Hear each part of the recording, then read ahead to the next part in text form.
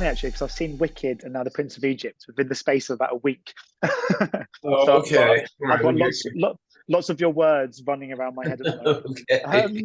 You of course, I mean, you started doing press for this back in 1998 when the kind of animation first came out, and now it's 2023, and you're still sat here kind of discussing the project. I mean, what do you think it is about this story that gives it such longevity? But yes, and obviously the story goes back before 1998. We just happened to be making an animated feature about it then. But I think it deals with big themes that we see in some ways, well, more than in some ways, very unfortunately playing out in our headlines right now, with the horrible situation in Israel and the violence there, and this long-standing conflict between these peoples. And obviously, Prince of Egypt is dealing with that on a specific basis, but also dealing with the story of the people, the very real humans who are caught up in this, and what are their choices, their moral choices. How does it affect their relationships? These two brothers who love one another and yet are forced by circumstance to be on opposite sides and become antagonists, and the human cost of all that. Yeah, I mean, that remains obviously extremely current. Um, has the project or the story, the songs? I mean, has any of that changed much for you in that period between 1998 and 2023? Is your relationship with the material the same as it always has been? I think it kind of is, to be honest. I mean, obviously there are more songs in the stage version than in the animated feature, just because it can be longer and one can go into more depth in terms of the relationships and the internal stories.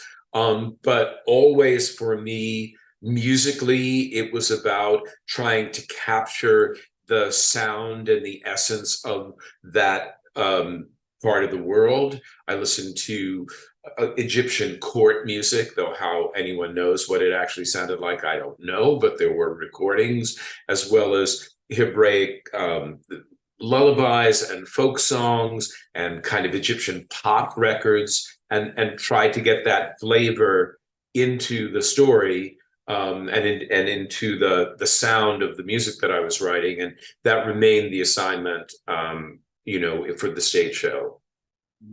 And in regards to kind of writing for the screen and writing for the stage, I'm just interested to know kind of what differences are there, because I guess the process of adapting a screen production to the stage is it more descriptive? Because I guess when you can illustrate more on screen, I mean literally it is an illustration in the animated sort of film. So do you almost find you have to be more descriptive in your words when you're writing for stage? Yes, to some extent. I mean, a lot of what you're wanting the audience to have in their heads visually is has to be in the words and the specific nouns you use and the colors, and etc. But that's kind of how I write anyway, because I'm essentially a theater writer, and what I was doing when I was working in animated musicals was bringing my sense of theater and musical theater structure to that genre. So I don't really feel that, oh, I didn't have to really go into what you were seeing. If a song like Through Heaven's Eyes, which is both in the film and then in the stage show, is full of very specific images to try to have the audience see the area. Yeah. And also, I mean, animations, of course, are limitless. Anything can be drawn with someone's hands. Is there, Exactly. You can do yeah, anything. is there ever a sense when you're writing for stage or adapting for stage, I should say, of just having to rein it in slightly and being conscious of what could be achieved physically? No, because it's much less literal. But Scott Schwartz, who directed the show, has said to me that he likes the challenges of having to find a way to put on stage something that's impossible to put there, like a chariot race, or how do you show a chariot race? race? How do you put a burning bush on stage? How do you part the Red Sea? You know, to find a way to do that through theatrical language. And in that case, the audience becomes part of the, you know, they're complicit. The audience's imagination supplies what you're not literally showing them. Whereas on film, you know, you just show the image exactly as it would look in life, you know. So stage is a much less naturalistic medium, but I think that's exciting. I mean, I love being in the audience at a stage production, but I've been a really big fan of the filming of stage productions, like with the Prince of Egypt. This is coming into, I know, cinemas in the UK and stuff. I mean, are you a fan of this new phenomenon? Because I guess you get to really see the kind of the quality and the nuance of acting, don't you, in that? Because obviously the close-ups and stuff, which you might not get if you're sat in the stalls or the circle. I just wonder what you make of the new kind of phenomenon of filming stage productions and releasing them in cinemas. Yeah, no, I'm delighted about it. Both stage productions and opera productions, first of all, because you can't sometimes actually be there to see it. And as you say, they're two different experiences. There's something about live theater and being part of a live audience with actors who are doing it slightly differently every night, and you never exactly know what's going to happen. And the interaction between the actors and the audience is very exciting. But there is also something about the fact that when you're in an audience for a show, you're in one seat, the actors are far away from you. And when you do a video of that, you have close-ups, you have different angles, so you can see the show from a lot of different perspectives. And that's very exciting too. I mean, you're obviously behind some incredible stage musicals and productions. I just wonder, when you've created something, it has so much life, of course, beyond that. It can be on stage for years and years. I mean, Wicked, I think, just celebrated its 17th year birthday in London. So I just wondered, when you're done, do you step out of that space, or do you sometimes go and visit and watch productions every so often and see them in their new iterations with new directors and new cast members?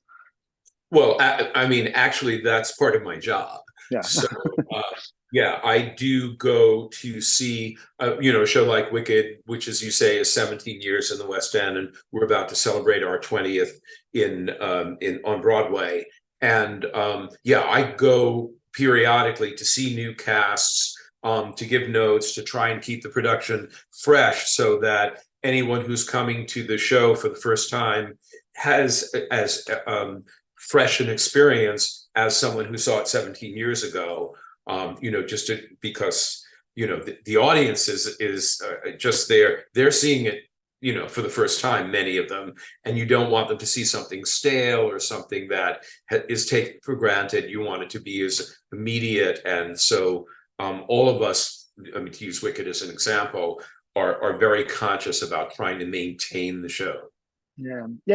Even though obviously you want to maintain that identity, you want it to feel like you're seeing the same show that you would have seen sort of 17 years ago. But it must be fascinating for you, because you'll see all the kind of subtle differences between what different directors bring and what different actors bring to certain parts. Is that exciting to you, to constantly see different people breathing new life into the material? Absolutely, because as you say, every cast is going to bring something different to it, bring their own personalities, and it does, change the experience. And of course, I have actually seen, since you talk about different directors, recently I've seen a couple of what we call non-replicated productions of Wicked, where it's a whole different design, a whole different staging, different direction. There's one playing right now in Gothenburg, Sweden, and there was one down in Sao Paulo, Brazil. And it's really fascinating to see, how different artists approach the same material. And obviously, as I sort of mentioned at the start, I've seen Wicked and the Prince of Egypt in the space of the kind of in the last sort of fortnight, and I actually saw similarities, narratively speaking, to both. Yeah. And I just wondered, with your career, do you think there's a connecting tissue to all of your work? Do you think if you were to step back and look at your entire body and catalogue of work, do you think there's something that connects them all together? I do. I think there are things that are thematically similar.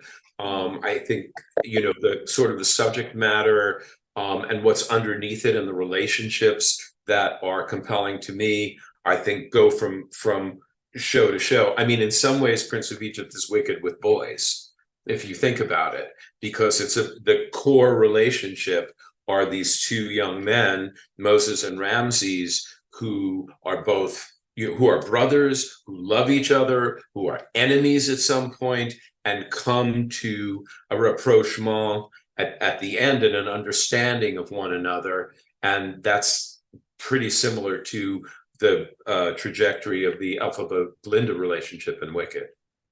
I mean, I saw you recently celebrated a 75th birthday celebration with a kind of concert and Yeah, stuff. Happy belated birthday there. But is it just it just reminds us what a remarkable career you've had. I mean, full of such an array of kind of highlights and such wonderful stories and music. Do you ever look back across your career? Are you a nostalgic person? I do, and I'm also forced to do it because there are these, every time I have a round number birthday, there are these celebrations. Yes, I mean, obviously I cannot believe, what has happened for me in my life.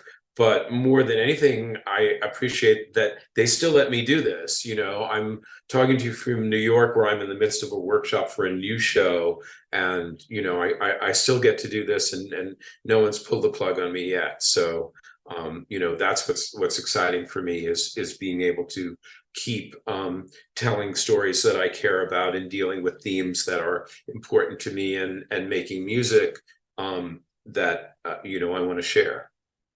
So you're working on something at the moment then. Are you allowed to talk about it yet, or is it a bit under? Yeah, no, it's been announced. I'm in the workshop. I'm in a workshop for a new musical, which is called The Queen of Versailles, that I'm doing with Kristen Chenoweth, who obviously was the original Glinda in Wicked.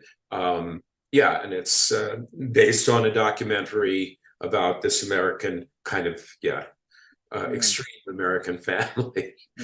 And is your process the same now as you approach this Queen of Versailles sort of project as it is when you first started working on the Prince of Egypt? Do you come into everything with that same kind of rhythm like the same process, or does it change project by project? Well, I mean, obviously the way you tell the story and the specifics change project to project, but the process of a group of collaborators coming together, talking about what is the story about, what is it that what are we telling, what is the best way to tell the story, what's sung, what is visual, what is spoken, and developing that together as a team. That process remains the same, and actually it's similar whether it's animation or whether it's live stage. And just my sort of final question, just sort of going back all the way back to 98, so as I started the interview, go back to the film, I just had to ask, because you worked with an absolute icon, but how was it collaborating with Hans Zimmer on this project all those years ago?